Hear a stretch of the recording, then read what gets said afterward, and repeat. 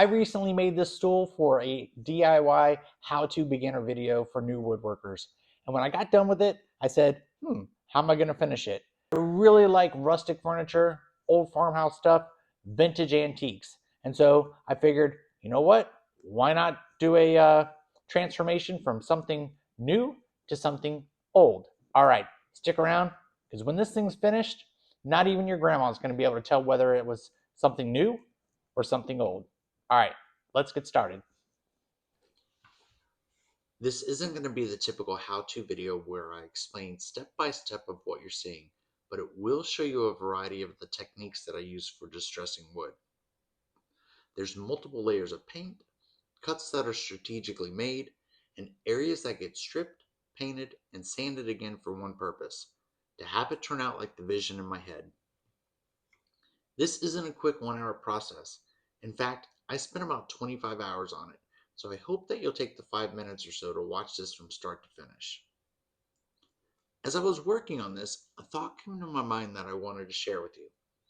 I'm trying to recreate something that would have taken years to get this way. So let's look at this in the perspective of what this represents, not what it actually is. At one point, this stool was brand new. The wood was smooth, the edges were clean, there weren't any dents, scratches, or layers of paint covering it up.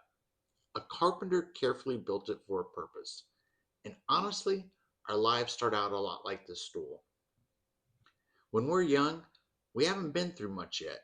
We haven't experienced all the disappointments, hurts, failures, or pressures that come with life.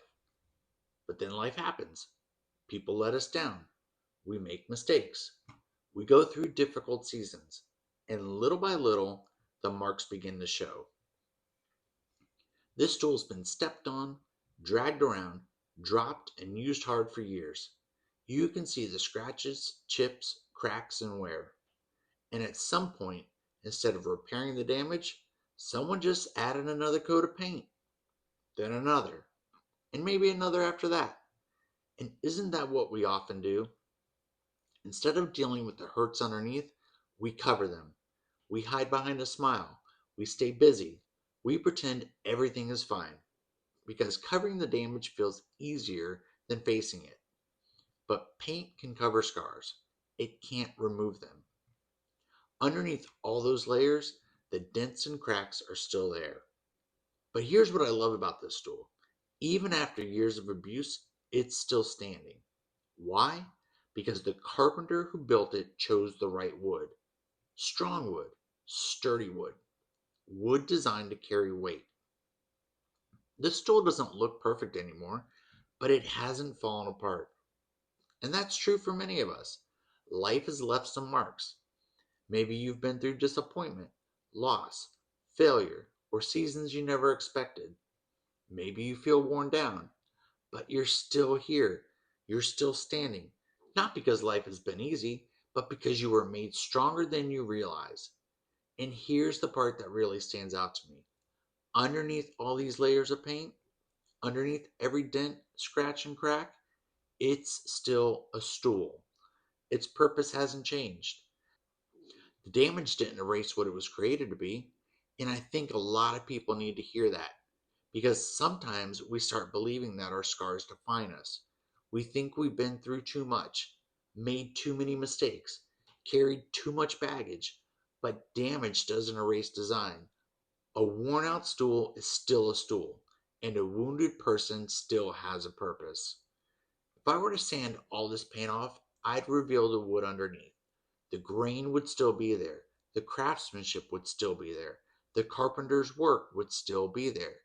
And in the same way, underneath all the things life has piled onto us, there's still purpose. There's still value. There's still the person God created us to be. The goal isn't to pretend the scars never happened. The goal is to remember that the scars don't get the final say. This stool may never look brand new again, but maybe that's not the point. Maybe its value isn't that it remained untouched. Maybe its value is that after everything it's been through, it's still standing, still useful, still serving the purpose it was created for. And if you've been carrying some scars lately, I hope you'll remember this. Underneath all the layers, underneath all the dents and cracks, you are still who the carpenter created you to be, and your purpose is still there.